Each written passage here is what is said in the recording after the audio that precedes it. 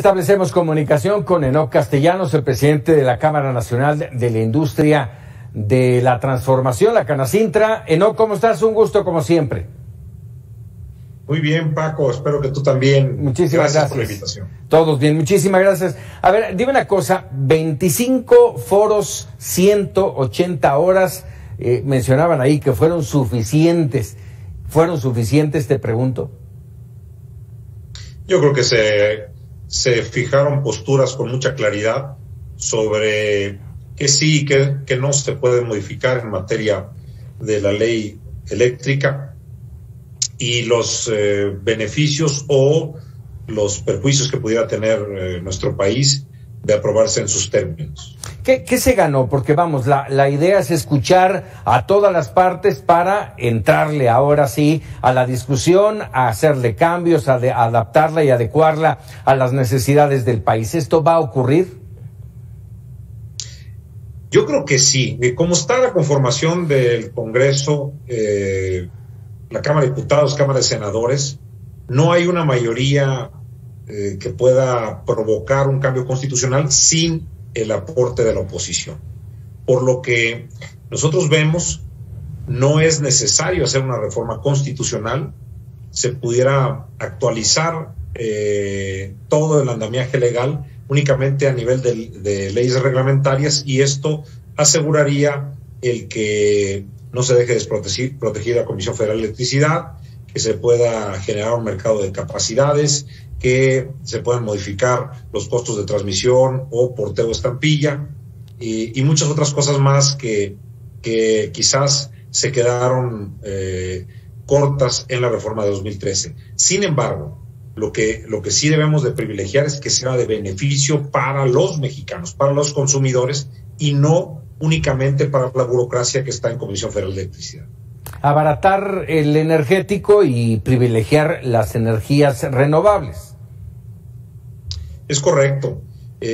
Podemos hacer una reforma que vea hacia el futuro, con una visión a 30 años. Sabemos que las tecnologías van cambiando de año con año y se tiene que actualizar las regulaciones en materia energética para buscar empatar estos cambios. Pero al menos no estamos pensando en tener una reforma que mire hacia el pasado y que dé un salto hacia 30 años atrás. Queremos algo que le dé certidumbre, que genere energía eléctrica de calidad, con un precio justo, en un suministro continuo, y que sobre todo beneficie a México y a los mexicanos. Oye, déjame preguntarte, esta mañana leía yo a Carlos Ursúa, el exsecretario de Hacienda, en su columna en El Universal, hablaba del Producto Interno Bruto, del empobrecimiento de los mexicanos, de la necesidad de la inversión pública, y decía, hablaba de esos resultados y decía, es la necesidad, evidencia la necesidad de una mayor inversión privada y de detener las políticas económicas suicidas como la contrarreforma eléctrica. ¿Compartes este pensamiento? Al 100%. Se puede maquillar cifras, lo que no se puede maquillar es la realidad. Hay temas insostenibles que traía esta contrarreforma eléctrica, como el cancelar los contratos vigentes entre privados e incluso eliminar los contratos que tienen comisión con algunas empresas privadas. Esto nos llevaría, de llevarse a cabo, si lo hiciéramos a pie juntillas, a que perdiéramos la capacidad del sistema eléctrico nacional de satisfacer la demanda. ¿Por qué? Porque nadie generaría a nivel privado electricidad si no tiene la certeza de que se la van a pagar, porque estaría dentro de una ilegalidad. Entre otras muchísimas cosas que se evidenciaron, como el uso de energías renovables, cambiar la matriz energética hacia combustibles primarios que tengan menor costo o que de plano no tengan costo, como la energía eólica o fotovoltaica, y muchas otras cosas más. Creo que lo que dice el exsecretario de Hacienda, Ursúa, está sustentado en el conocimiento que tiene él de la economía y en que conoció de cerca, yo diría muy cerca, cuál era la manera de tomar decisiones en materia de políticas públicas y cambios legislativos por parte de este gobierno del presidente López Obrador. Caray, esto que acabas de decir me lleva a reflexionar un poco lo que escribía yo el fin de semana en nuestra columna de opinión 100 palabras. Hablaba yo del trabajo que han hecho los empresarios en Rusia para hablarle al presidente Putin y hacerlo sopesar lo que está ocurriendo y cómo deja a los empresarios y al país vamos, el tema de los negocios y el comercio internacional se maneja en rublos, en dólares, no en rublos. Y así hay una reflexión de que necesitamos un sector empresarial que no se quede callado, que levante la voz, que deje el silencio ante los embates del poder. ¿Consideras que estoy en lo correcto? Te pregunto. Totalmente, Paco. Mira, creo que debemos de tener un trato muy asertivo con el gobierno federal. Yo también declaraba en alguna entrevista que hay que ser cercano, pero no amigos. Se ha dado de que una buena gestión es cuando te vuelves amigo del presidente. Perdón, pero el presidente debe ser amigo de todos los mexicanos. Sin embargo, lo que buscamos es que sea receptivo y entienda cuáles son las consecuencias de las políticas públicas y los cambios legislativos que lanza. Es un hecho. Sin inversión, México no va a crecer, no va a generar empleos. Por más buenas intenciones que diga, por más apuestas que se hagan en la mañanera, por más tinta que corra, no se va a generar crecimiento económico si no hay inversión, tanto pública como privada.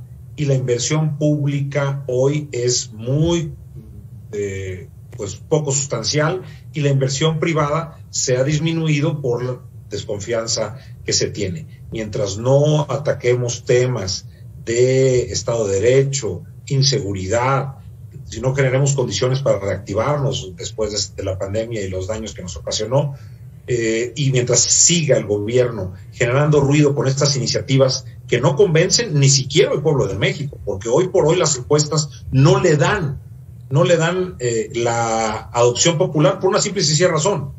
Muchos mexicanos tienen historias con Comisión Federal de Electricidad, ya ni se diga con la antigua Luz y Fuerza del Centro, y no quieren volver a mercados monopólicos de electricidad, en donde variaciones de voltaje les quemaban sus refrigeradores, su televisión, o en los apagones que tuvimos en los años 80 por falta de inversión en nuevas plantas de generación. ¿Cómo podría terminar esta contrarreforma y la Comisión Federal de Electricidad en esa posición monopólica? Déjame preguntarte, entonces, con todo esto, ¿qué le ha faltado al empresariado mexicano para actuar de manera más directa, más fuerte en torno a esta situación? Vienen cambios. Ya se fue Carlos Salazar del Consejo Coordinador Empresarial. Enoc, tú terminas ya en 11 días. ¿Qué podemos esperar del empresariado? Mira, se va Carlos el día 2, el miércoles. Ahí estaré en la asamblea. Yo soy escéptico de lo que pueda suceder.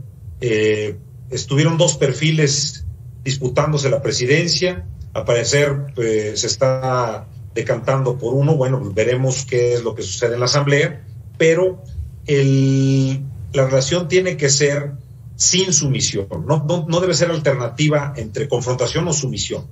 Tiene que haber una posibilidad de negociar, pero negociar para todos. Y te pongo un ejemplo, lo he mencionado, el tema de la reforma a la subcontratación. Cuando llegaron a negociar las empresas grandes únicamente el tema del insourcing y el topar el reparto de utilidades, consiguieron eso, y los líderes que estuvieron en esa negociación dijeron: nosotros ya estamos hechos. Y se olvidaron de toda la cadena de micro, pequeños y medianos que no eran usuarios de el llamado outsourcing, sino que al contrario eran quienes proveían servicios de subcontratación especializada.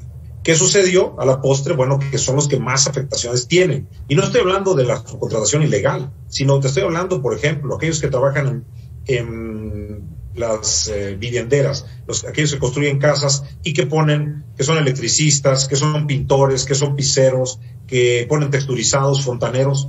A ellos se les está exigiendo algo para pertenecer al REPSE, al famoso registro, sin tener ningún adeudo al SAT, al Seguro Social, el Infonavit, después de cerca de 2 años de pandemia. A mí se me hace, muy poco sensible. Y justamente lo que no queremos es que se negocie a favor de unos y en detrimento de otros. Caray, bueno, esperamos algo más sólido de parte de los empresarios. Déjame insistir en eso, ¿no? Sí, yo creo que lo que se haga ahorita va a definir el futuro del CCE.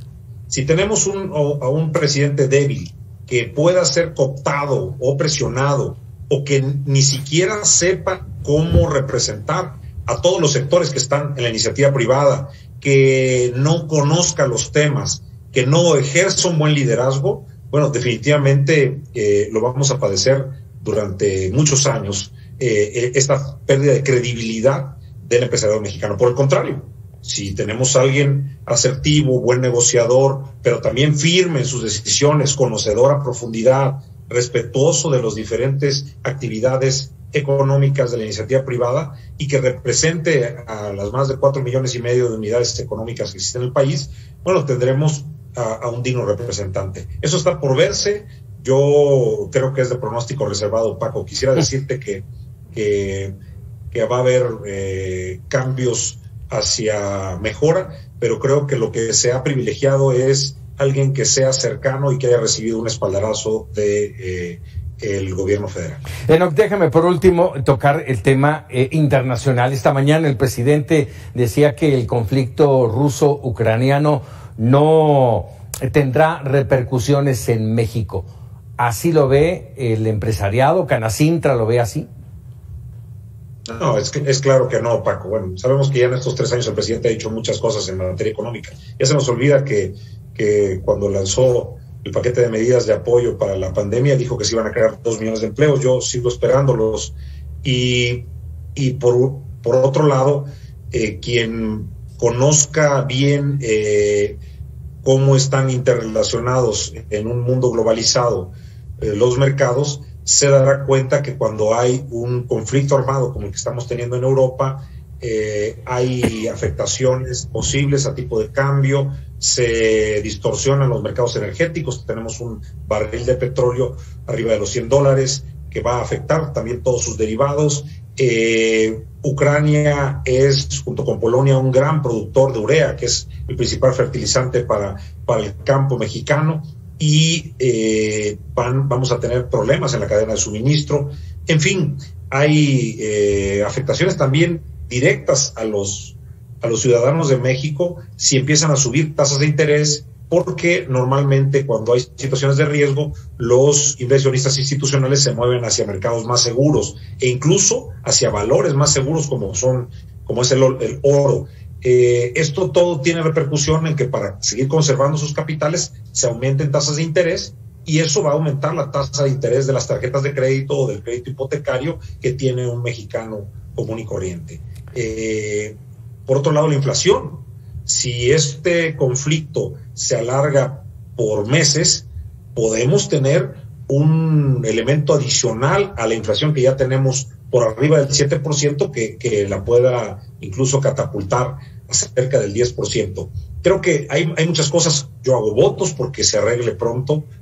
Veía en la nota previa que en Bielorrusia están las conversaciones de paz entre Ucrania y Rusia, y ojalá este conflicto dure muy poco y podamos volver a la normalidad. Perfecto. Enoc, te agradezco enorme estos minutos. 11 de marzo termina tu presidencia al frente de Canacintra, y yo te hago aquí la propuesta que antes de que termine platiquemos del presente y del futuro de la industria de la transformación. Con muchísimo gusto, Paco. Lo hacemos, y agradezco en este espacio siempre las deferencias que has tenido para conmigo y para con Canacintra. Gracias, Enoc Castellanos. Un abrazo. Buenas Estén muy noches. bien. Saludos a los auditores. Hacemos una pausa y regresamos.